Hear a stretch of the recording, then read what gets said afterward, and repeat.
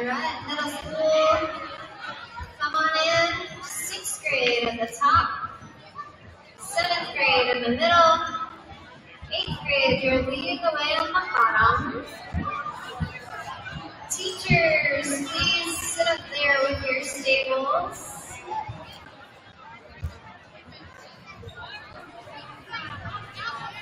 Come on in, get seated so we can get started.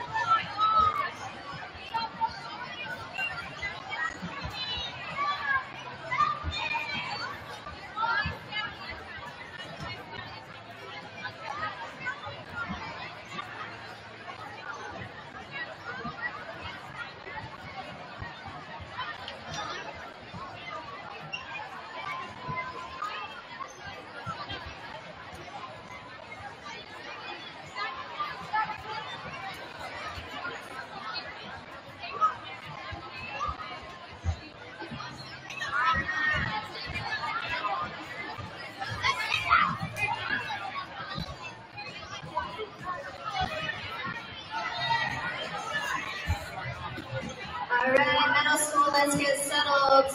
You should be sitting with your stables. 6th grade, you are sitting at the top. 8th grade, you guys are sitting at the front. 7th grade, you guys are in the middle. Good job. All right, teachers, if you guys could go up with your stables and please have a seat.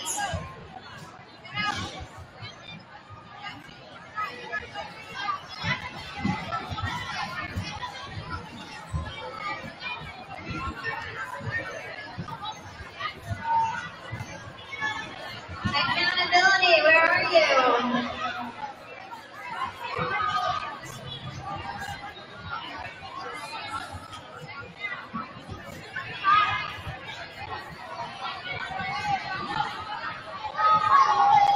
Integrity, where are you? Accountability, where are you? Perseverance.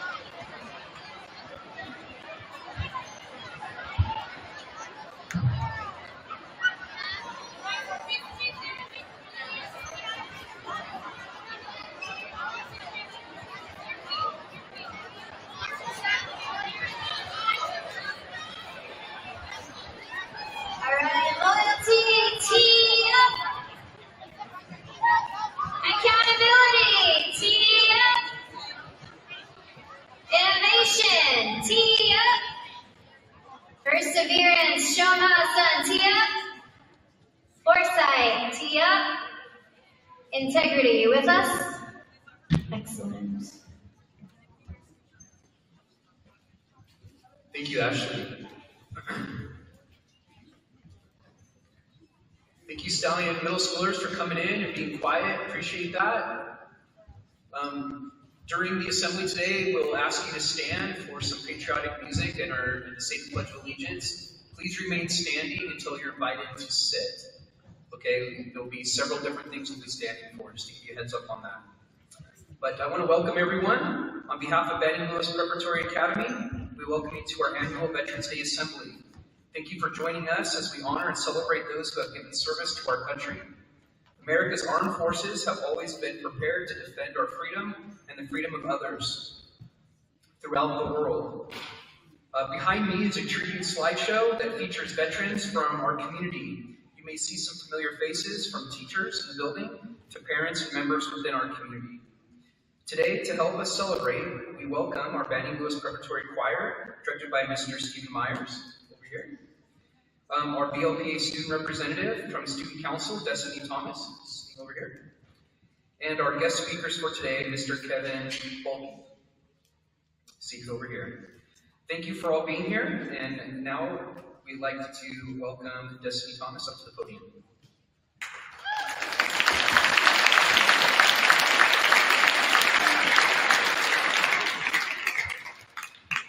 If you would please rise for the Pledge of Allegiance and remain standing for the performance of our national anthem. I pledge allegiance to the flag of the United States of America and to the republic for which it stands, one nation, under God, indivisible, with liberty and justice for all. Our national anthem will now be performed by our very own Banning Lewis Preparatory Choir.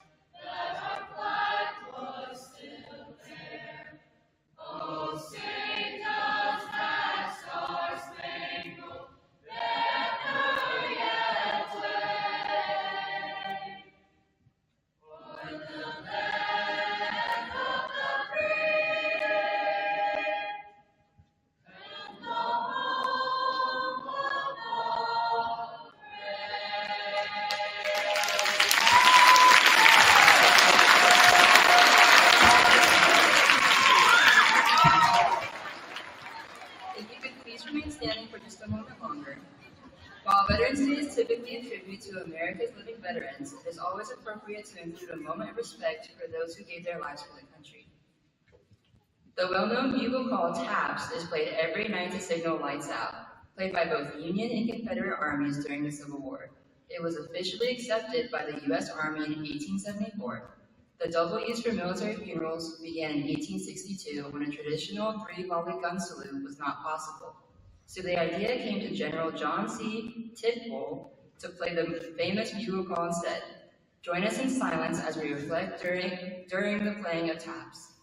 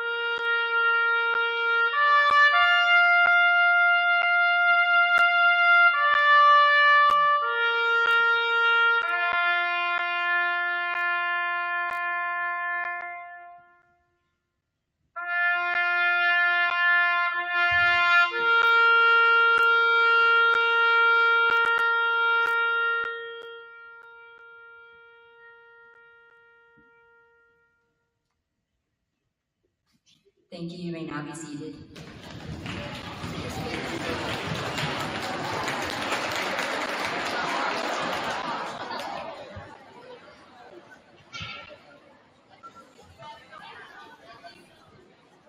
Ladies and gentlemen, at this time, it's my distinct honor to introduce our guest speaker, a person whose career exemplifies dedication, leadership, and service to our country. Please join me in welcoming Mr. Kevin Boelke, a retired Lieutenant Colonel in the United States Army.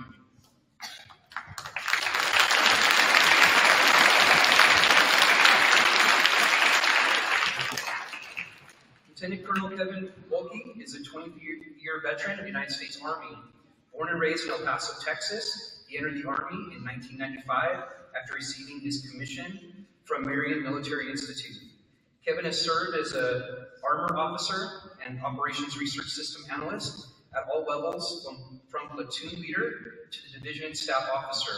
Throughout his career, he completed numerous military courses, such as the Armor Officer Basic Course, Air Defense Artillery Captain's Career Course, Intermediate Level Education, ORSA Military Application, and Deployed Analysis courses. He has been stationed at locations both in the United States and abroad, such as Fort Polk, Louisiana, in Würzburg, Germany, White Sands Missile Range, New Mexico, Joint Base Lewis McChord, Washington, and Fort Carson here in Colorado. Over his career, he has earned the Meritorious Service Medal, Armed Commendation Medal, Glorious Unit Award, Iraq Campaign Medal, and the Military Outstanding Volunteer Service Medal, just to list a few. Kevin is a father of 4, Max, now serving in the United States Air Force, Ben, Nick, and Rex. We are fortunate to have him here today to share insights from his remarkable journey. Please give a warm welcome to Army Lieutenant General retiree, Mr. Kevin Boelke.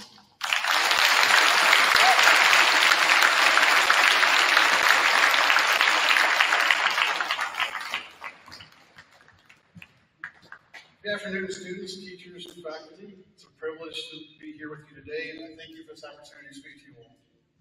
Before I get started, I need to take a moment to say hello to my extended family. I'm not the only veteran here today, so for my fellow guardians and sailors, Marines, airmen, coasties, and soldiers, thank you for being with us today. Thank you for answering the call to service, and above all, thank you for standing in line with me. And I will mention a couple of familiar faces here. My comments from earlier assembly is going to be mostly the same, so you bear with me as we go through this. Next, I'd like to take a moment to recognize a special group that is near and dear to all of our hearts. With the military brats, please stand. Those of you that have a parent serving or have served in the military.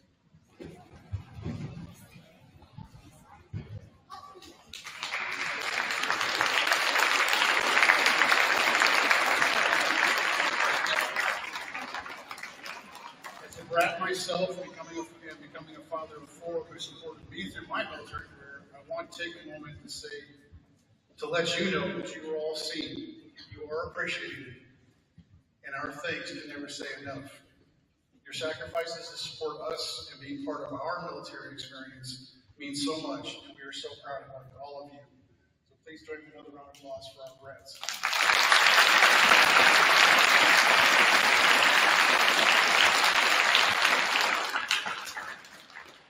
When someone is asked to speak to a group or make a presentation, the speaker will struggle with the topic or what message they would like to share.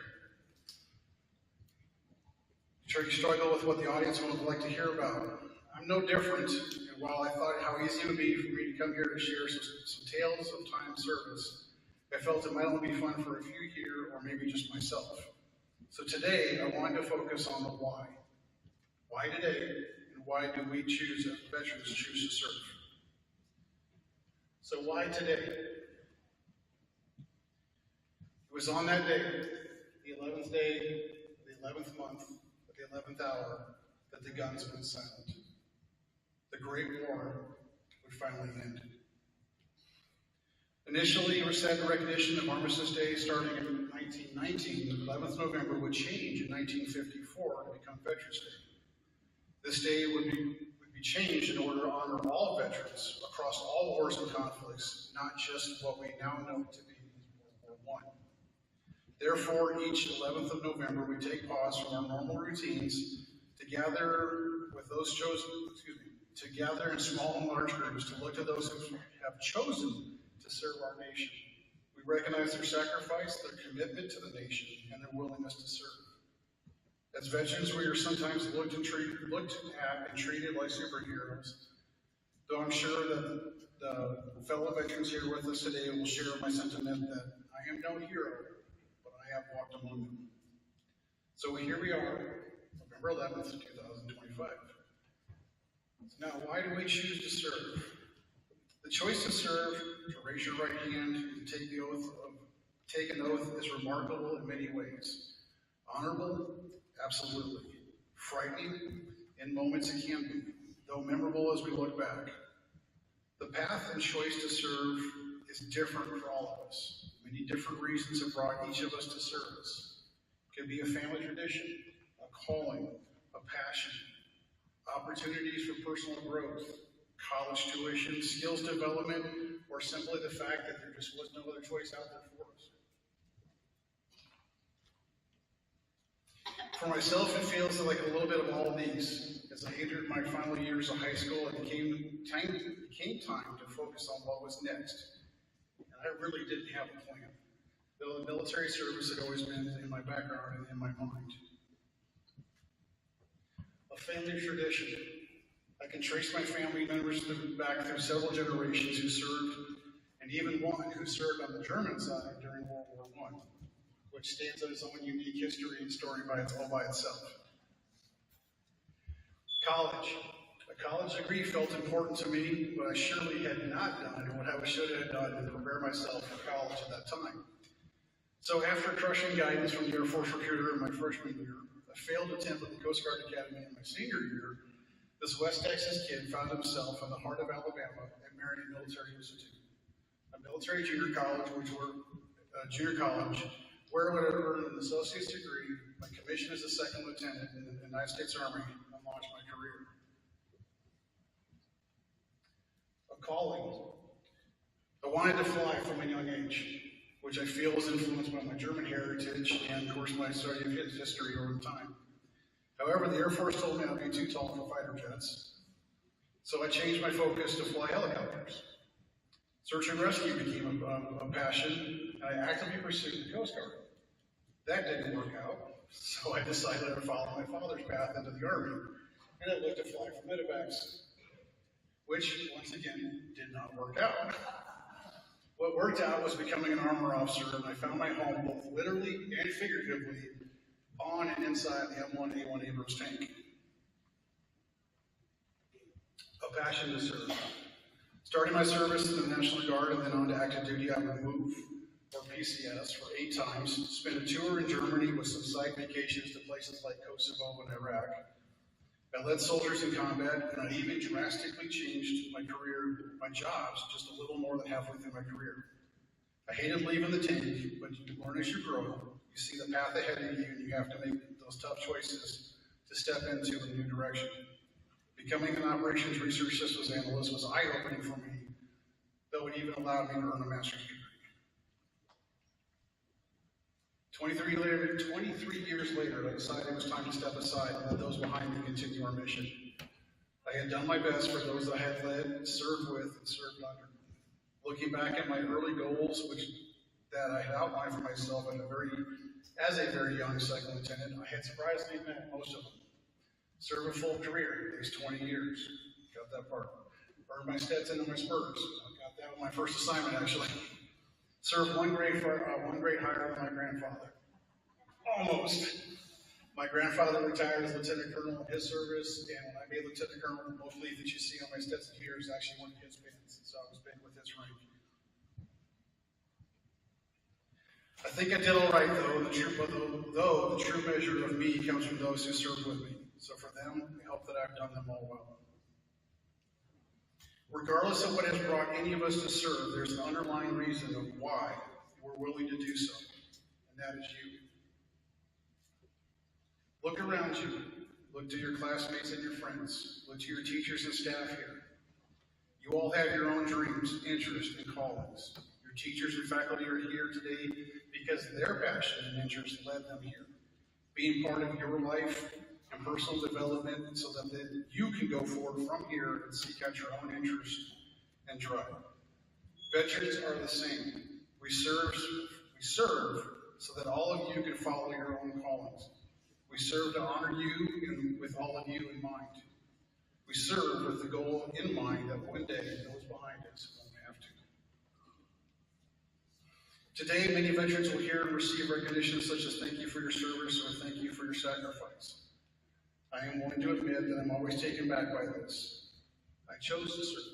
I wanted to serve, and I'm very proud of my time in service. Recognition of my service was never a goal.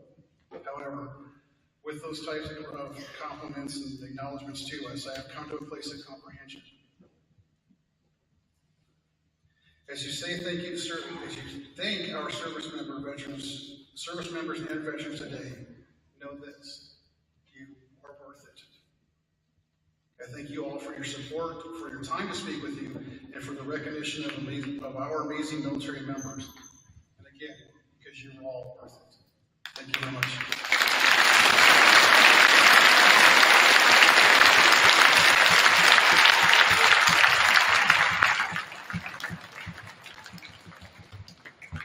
Well, I'm going to invite you to come back over.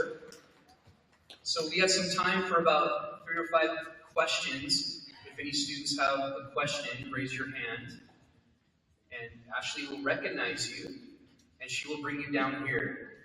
So about 3 or 4 individuals.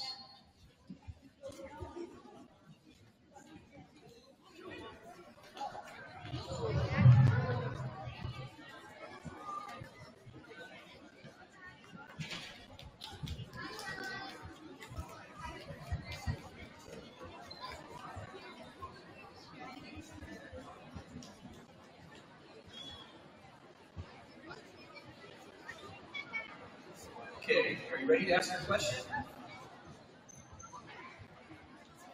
Did you try to serve in almost every form of the military before deciding on Army? That's a great question. No, I did not try.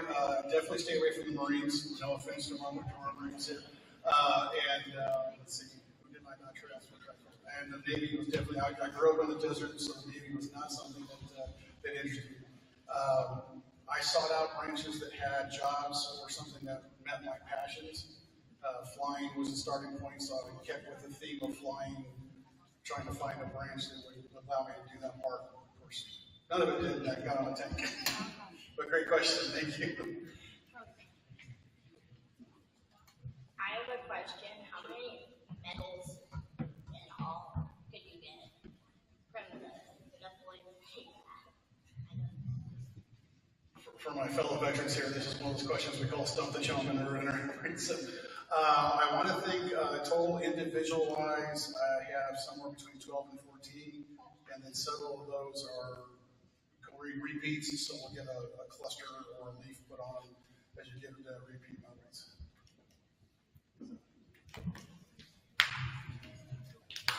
What is the hardest thing you did in the military? So this question was the hardest thing that I did. That's kind of tough to say because you can say hard physically or hard just mentally. Besides getting a master's degree, I'd say the hardest thing mentally was leading a unit in combat. It took a lot of just trying to be out. You got to put your home life away. You got to think about what could happen, where you're sending people, are you meeting all the requirements? Am I doing all my homework? Am I getting everything done on time? Am I taking care of my So I'd say leading soldiers in combat was my hardest challenge. What was your favorite part of serving in the military? There's two pieces two answers like that. So the favorite part, one's all the toys we get to play with. Again, I was given a multi-million-dollar tank and said, go drive us around, go shoot it, and go do great things. So the toys you get to play with are amazing. And then the second part, the best part, is the people we serve with. Just 23 years, getting to go places, work with amazing people. Several of my school friends went on the military, and we stayed friends because of that as well too. So the people is the best part. Good?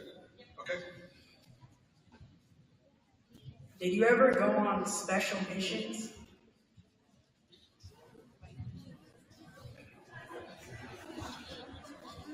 Well, nothing quite class-wise. I know I'm not going to breach a line here.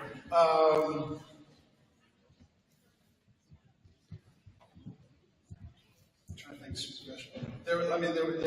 We have additional things that we need to do. And I'll relate it back as we played taps today. One of the things that we get, special mission that we'll get, is to go and present honors at funerals of veterans, service members, and so forth. So I've done several of those where I was presenting the flag at it. So it's probably the most special mission that I did during my service. Sure. Like a small bus, like you would go to like your missions with like a small bus, like a bunch of small buses. Okay, so he's not far off, because there's special missions where you need to go and do something just normal, and of course funerals aren't exactly normal, but it's something, and we would get sent on a small bus or a car depending on where we were going. However, if it's deployed in an active area where you get sent on special missions, that's where I got to go on a helicopter. So I got the best of both worlds, I think. Thank you. Sir. I got one more question for you. You're a tall guy, and I know a lot of military machinery doesn't necessarily know for its comfort. So did you have problems fitting in the tanks you drove? Yes. So while the M1A1 Abrams tank is 70 tons, it is a 4-man crew, so I got to know my gunner very well. So if my gunner's back was right here, then my knees were right in his back. I did not have to use the standing platform to see out of it. I could actually just pretty much stand up outside the hatch. And if I went down and had a chance to drive, I definitely had to bend my legs around to be able to fit there. But the best ride in the house is the driver's well, so I didn't mind that part. Thank you so much.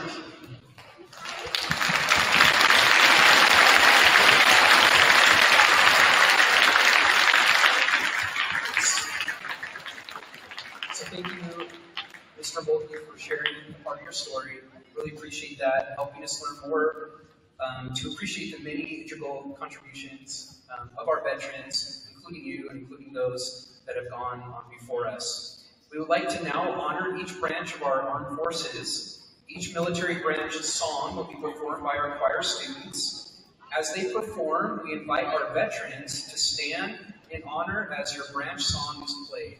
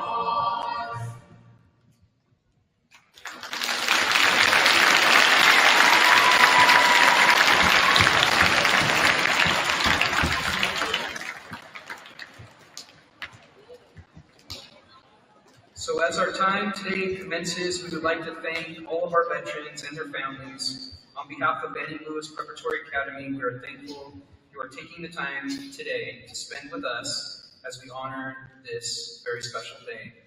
We want to invite any veterans in attendance to please join us for some refreshments in your honor. At this time, the teachers and students are dismissed to return to class. Thank you very much for coming today.